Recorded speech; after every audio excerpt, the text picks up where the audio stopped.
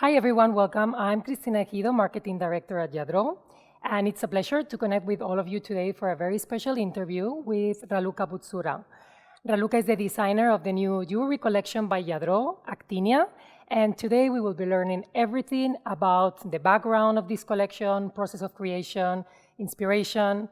And for those of you that are not so familiar with this category in the brand, just to let you know, we address jewelry as if they were little works of art, just like sculptures, in this case, we combine porcelain with precious metals like sterling silver in finishes like 18-karat gold or rhodium, and then we apply to the porcelain all the different finishes that we've learned throughout all these years in the experience with these materials, such as varnishes, lusters, or even enamels. But anyway, we're going to learn much more about porcelain jewelry as well as actinia in particular through the knowledge of Raluca. So we're ready to connect with her. Hi, Raluca. How are you? Welcome. Hello, Christina. I'm great. I'm happy to be here in this reunion with you and to be able to talk a little bit more about the collection. Great. We're really excited to have you. And first of all, before we start with some questions, I just wanted to introduce you for those in our audience that are not so familiar with your background, with you. Raluca is a Romanian designer. She was born and raised there, where she also studied her degree in art and design. And she studied a master's in contemporary jewelry design. She's been working for about 11 years now in the field.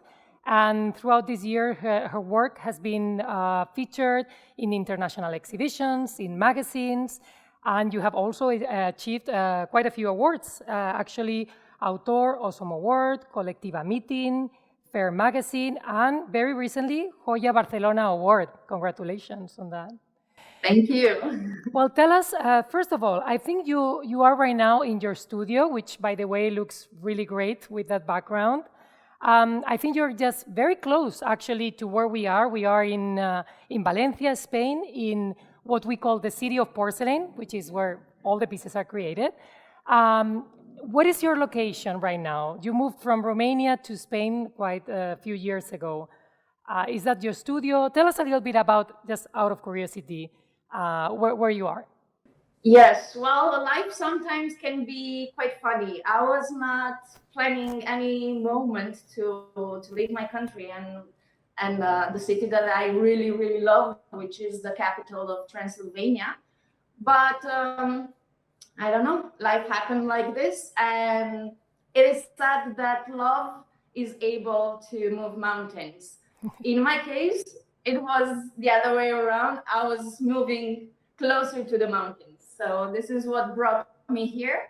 And now after 2 years of living in Barcelona, I moved to Tortosa, which is right at the middle in between Barcelona and Valencia. So we're 2 hours away, in a more quiet place.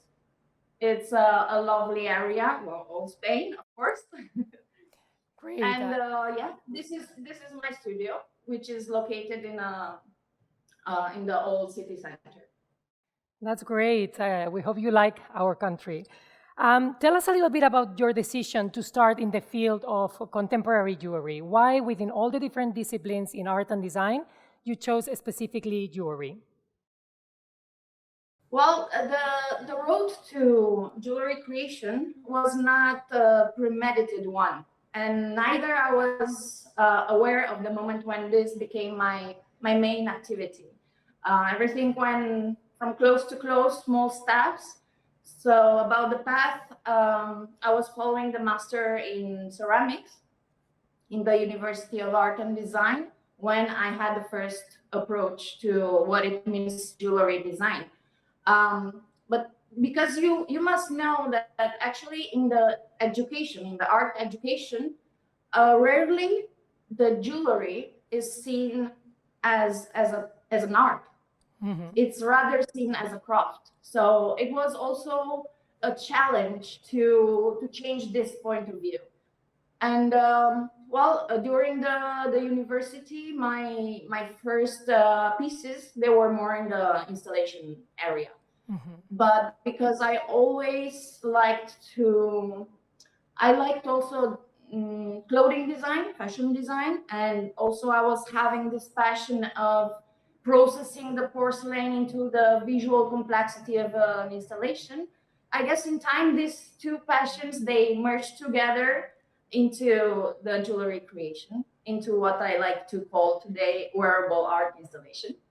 It makes total sense and is very connected with the work that you do, which is what we consider really works of art at the end. But why ceramics in particular? Before we go to porcelain, why did you choose in the early stages of your career to work with ceramics? It's quite a funny story. And I would say that the choice was the other way around, that ceramics chose me and not just one time. So that's why I tend to believe that some things in life, they're predestined to happen. I was during my high school education, and of course, I had to choose in between departments. And the decision back then was just a teenager's thinking. I went where my closest friends were, and this is how I got to ceramic. After that, after a while, I started to have results. The teacher that I had sent me to the national competition, where I won like 2 times in a row the first place, which led to an automatic admission to the university. Um, Even though I had a safe spot in ceramics, back then I wanted to go to study the fashion design. So I had another attempt to leave it. It took just a while to realize that my hands and my heart was willing to create something different. And I knew that I had to turn back to ceramics. So it's been 2 times that it chose me. And ever since then, I remained faithful to the material that is listening the best to my thoughts, which Well, is the porcelain. it's definitely a unique material, as we know here at Lladró. But in particular, porcelain. Tell us about the peculiarities of this specific material and why porcelain as a creative expression for you in jewelry. I have to say that I've been trying and testing many materials, but I always went back to the porcelain because of its qualities. It has like an infinite number of technical possibilities to work it. You can cast it, you can mold it, you can cut it, you can model it, carve it. It's the possibilities, as I said, they're endless. And it's amazing how much this material has to offer. I don't know, it goes a long way until it becomes an object. It's coming from the earth in its initial form of silicate mineral, and then it's processed into a liquid matter. And then it's changing the shape, submitted to the hands and to the ideas, it becomes an object. The surface of it is smooth, it's fine, and after the firing, it becomes translucent. It's allowing the light to pass through it, which is beautiful. It is a magical material for sure. How did you start the collaboration with Lladró? Did you know the brand before? What was your whole experience through this process here with our brand and with the internal team, the design team here? Well, it started, of course, I knew about Lladró, being trained into the ceramic field for 10 years, and then another 11 years of artistic career. There was no possible way not to know about Lladró and its craftsmanship excellence that is proving through the creations. So I felt flattered and honored when I was contacted by the head of the design department with a proposal of collaborating. And this was happening 2 years ago. It was a long process. I was going to say it's quite a long process, which people maybe the collection. They might not know everything that is behind creating a whole collection of jewelry in porcelain and why it takes so long. Tell us a little bit about those stages from your beginning, the inspiration behind Actinia, and how that evolved through these 2 years until now we are launching the collection. Well, in my case, as a work process, I always start with an experience that had a great impact on me. And most likely in that specific moment, I am not fully aware that it will convert into something. But then, I don't know, by time, if the effects persist, then I begin to analyze and to draw some conclusions. So this is what happened also with Actinia. And I remember perfectly the moment when I got fascinated by these creatures, these sea anemones, because you need to know Actinia is inspired by the sea anemones that they live in the reef. And also the name of it, it's meaning genus of sea anemone. Exactly. So I remember when I got fascinated about these beautiful creatures that their slow motion movement through the waters. And it just transposed me into another world, a world that I wanted to reveal it and to share it with everybody through this collection. The stages. So once the idea was clear that I wanted to transmit this message, it came the part of sketching and, of course, trying to find the best visual way to transmit your idea. Then creating paper models and trying to give it shape like a 3D. Then modeling the originals. Then meeting with Lladró's technical team to find the best way of bringing it to life. And then the whole ceramic process that it's a very long one. It's taking, I don't know, for me in my studio, it can take 1 month to produce a piece because it means creating the negatives, then casting, then polishing, then applying glaze to firing. So there are a lot of waiting times. Yeah. And what was the biggest challenge that you encountered throughout that process of 2 years? I think the biggest challenge was the excitement of wanting to see it finished. That was a challenge. At some point, we were moving slow, and of course, because we wanted to achieve the best results, so there were needed to be done many tests. But I have to say that it was uplifting to see how incredible teamwork there was in Lladró, in the company, and how everybody showed a lot of professionalism and trying to achieve perfection. Tell us specifically about the handmade component of this collection. So everything is hand modeled, hand polished. Every piece has to go into the kiln, has to be fired 2 times. Then you need to apply the decoration, which is the gold luster. It has to go again back into the kiln, taken out. Then the assembling part begins once you have the pieces. But again, it's something that is like a puzzle that has to be done perfectly, no? Like to match the pieces together. So the amount of work behind is incredible. Just imagine how many times you need to take every piece, and I don't know, in the bigger pieces, I can count 100 other pieces, tiny pieces that they need to be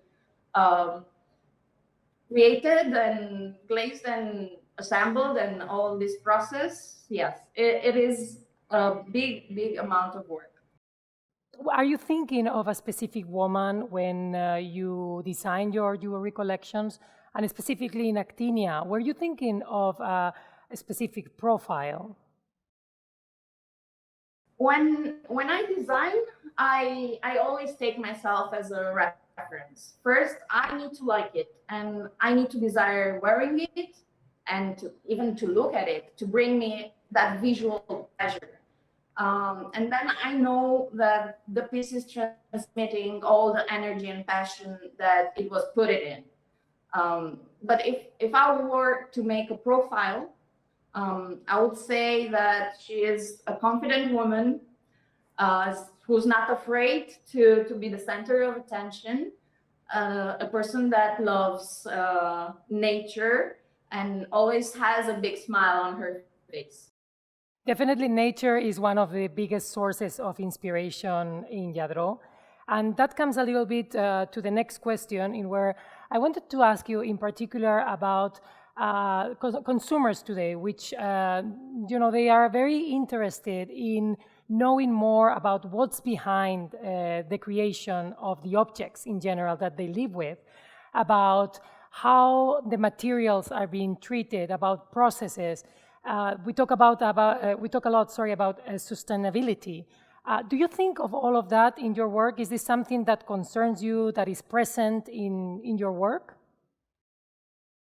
For me, the environmental issue, it is a very, very important aspect because, well, actually, I had also collections, personal collections that they were referring to the threat of some species, and of course, um, it's also about taking care of myself when I'm working to have an eco-friendly activity.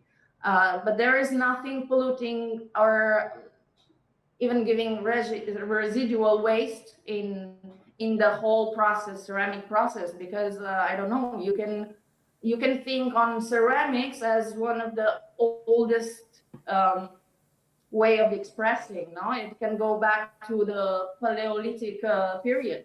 So I think it's very natural. It's something that comes from the earth. So there is nothing harming. As I don't know, I'm glad to see though people being more and more conscious on the way they are consuming and on the way that they are buying in general. And I cannot say anything else that I wish that the implication would escalate more and more to the level of really making a difference to our environment. Definitely. I mean, and that's why porcelain is a key material in that sense. So it makes sense also for you to work with this material in connection with everything that you're mentioning now. On another note, very recently we saw the collection in the Mercedes-Benz fashion show, thanks to the collaboration with Isabel Sanchez, also in the Barcelona Bridal Show. And how do you feel seeing your collection in a runway? Is this the first time, or have you seen this before? I had before collaborations with fashion designers, but of course, it was a very big surprise to see the collection on the stage of Mercedes-Benz fashion show, and also it's about the beautiful connection that was made in between the clothing design, which the designer Isabel is a very talented person and astonishing designs she's creating. So also the way that they completed each other, it was a perfect match. Actually, the handmade quality of both art expressions are the same. Basically, it's also haute couture, and we create everything also by hand. So it does make sense. But I was just curious on your experience, how it was to see it on a runway. Just another random question, let's say, but if you had to choose someone in the social, entertainment, or public scene wearing your pieces, who would you like to see with your jewelry? Well, I'm not saying that it would be a very, very big reward to see my creations, for instance, on the red carpet of the Oscars or in a big concert. But in the same time, I don't like to discriminate on the basis of person's social status. For me, it's more important how and not who. Um, I would like to see wearing these creations, and the answer is always with admiration and appreciation and care. Makes total sense. I mean, it's really about how, with what sense and style you wear the jewelry pieces. So, when do you think would be the best moment to wear this kind of jewelry? Do you see it more of a daytime, nighttime, very dress up, more informal? I don't think there should be any restriction about the moment of the day when to be worn or on which occasion. Yes, people they might think, oh, I need a special occasion for this, but I see it very well on a casual outfit. It's just about you in the end. When do you choose to be the center of the world in the end? Totally agree. They are statement pieces. So at the end, they catch the attention for sure, but they have a moment in any time in the day. How do you see the role of contemporary handmade jewelry in the fashion context today? Do you see a future in this field and why? Tell us a little bit about that. Well, both of them, they are very tight connected, right? Because they're both referring to the human body and they're both wearable arts. And I believe the role is of supporting each other. You might say maybe that fashion can exist without jewelry and not the other way around. But here I would make another question. Would you eat your food without salt? This is how I see it. It's like a piece of jewelry always comes to complete an outfit. It gives that extra taste. Regarding the future of the field, it's contemporary jewelry is quite a young field among the other art disciplines, and it's just I just noticed the development of it into a more mature era. It is a fast evolving profession, and the number of the creators is increasing like every day. And as a result, I see more and more influence and presence into the fashion industry.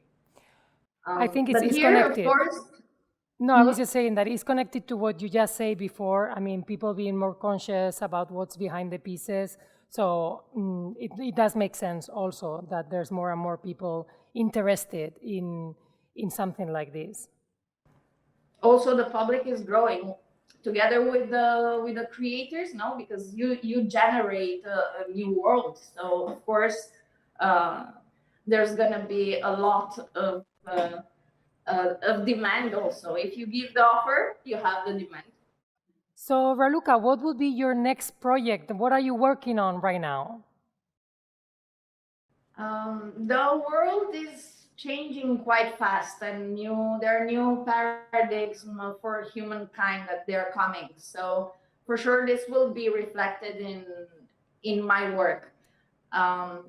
Because during the quarantine, I was reflecting a lot on the human factor and role in all these changes, and on the way nature has its own way to balance the things.